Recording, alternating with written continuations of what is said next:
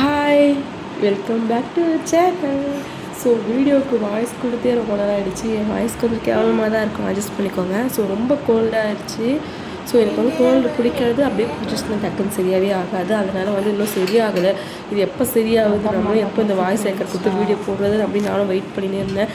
So வந்து பர்சனலாகவே நிறைய பேர் கேட்டாங்க, ஏன் வீடியோ போடுறதில்லை, ஒருவேளை எனக்கு நோட்டிஃபிகேஷன் வர்றது இல்லையா அப்படின்ட்டு.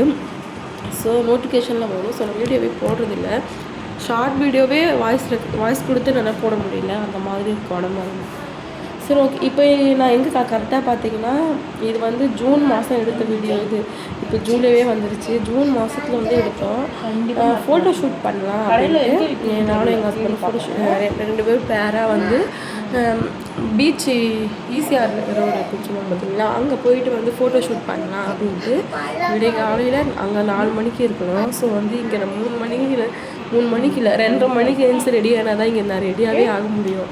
ஸோ அதனால் ரெடி ஆகிட்டுருக்கேன். ரொம்ப மேக்கப்லாம் இல்லாமல், ஹெவியாக இல்லாமல், சிம்பிளாக இந்த ஃப்ராக் போட்டிருக்கேன் பார்த்தீங்களா. இந்த ஃப்ராக் போட்டு ஸ்கின்னுக்கு ஏற்ற மாதிரி ஒரு மேக்கப் போட்டு, சிம்பிளாக போட்ட மாதிரி இருக்கக்கூடாது, போட்டிருக்கணும் ஆனால் போட்ட மாதிரி இருக்கக்கூடாது, அந்த மாதிரி ஒரு மேக்கப் இதில் க்ரியேட் பண்ண போயிருக்கோம். ஸோ லூஸ் ஹேர் விட்டு நம்ம இந்த லுக் எப்படி இருக்குன்னு நீங்கள் ஃபைனலாக பார்க்கலாம்.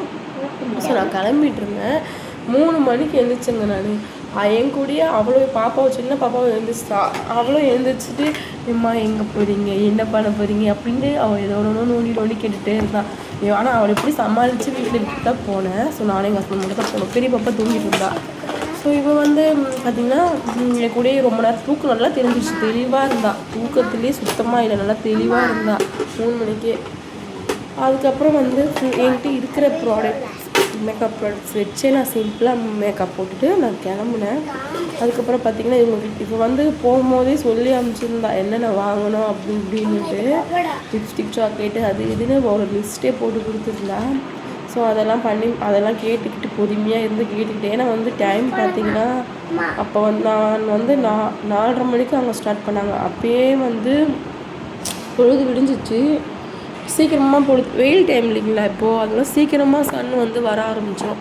ஸோ வந்து இது வரையுமே நான் வந்து இந்த மாதிரி ஒரு சன் வரத்துக்கு முன்னாடி பீச் பக்கம் நான் போனதே கிடையாது.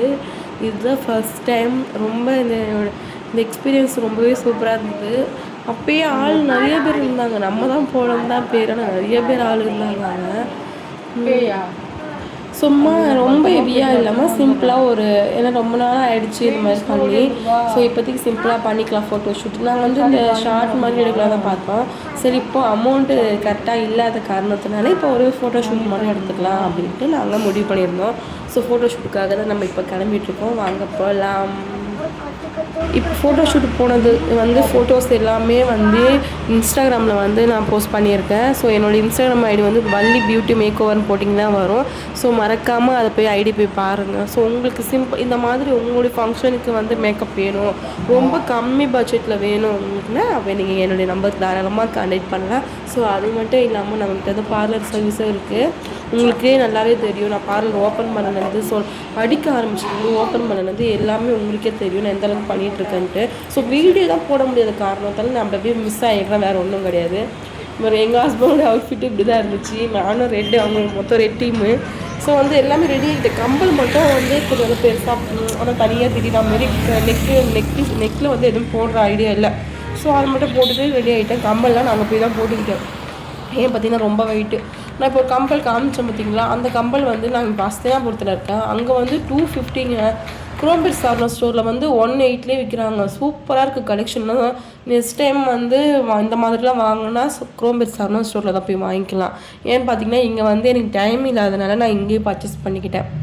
ஓகேங்களா. அதுக்கப்புறம் ஃபோட்டோ ஷூட் எடுக்கிறதுக்காக அவங்க வந்து 2 பேர் வந்திருந்தாங்க கேமரா ஹேண்டில் பண்ணுறதுக்காக.